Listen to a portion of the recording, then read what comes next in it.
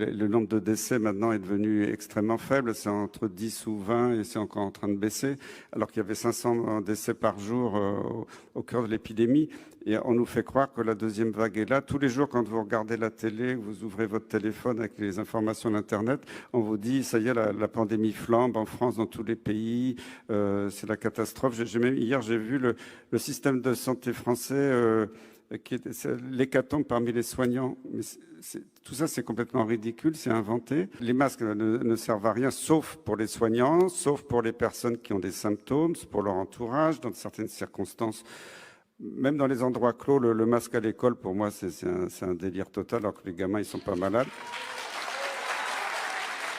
Dans les open space, dans les entreprises, on devrait dire aux gens, si vous avez des symptômes, restez chez vous, appelez votre médecin, faites un test, et puis on dépiste l'entourage, éventuellement les collègues au travail. Mais ce port systématique, parce qu'on va vous le faire porter pendant des mois et des mois, parce qu'Olivier Véran a annoncé hier qu'il accélérait toutes les procédures d'évaluation des vaccins, qu'on allait avoir le vaccin au printemps.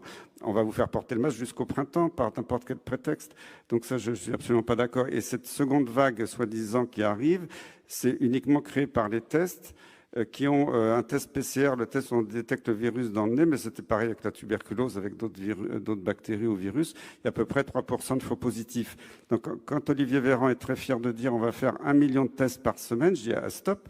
Faire des tests en population générale, c'est complètement stupide. En médecine, j'ai toujours appris ça en microbiologie, en épidémiologie. Les tests PCR doivent être ciblés sur les gens qui ont des signes cliniques ou leur entourage. Et donc, 1 million de tests par semaine, ça veut dire 30 000 faux cas qui sont des faux positifs, c'est-à-dire qu'il n'y a pas de virus, mais le test est faussement positif. Alors, il y a quand même, je reconnais que l'épidémie n'est pas terminée, il y a encore des personnes hospitalisées, mais maintenant, des personnes hospitalisées, j'en ai 6 dans mon service. Avant, j'avais un bâtiment plein sur plusieurs étages. Donc, on instrumentalise la peur. Et c'est pour ça que j'ai peur pour la démocratie, parce que là, pour moi, c'est presque une dictature sanitaire et ça me fait très peur.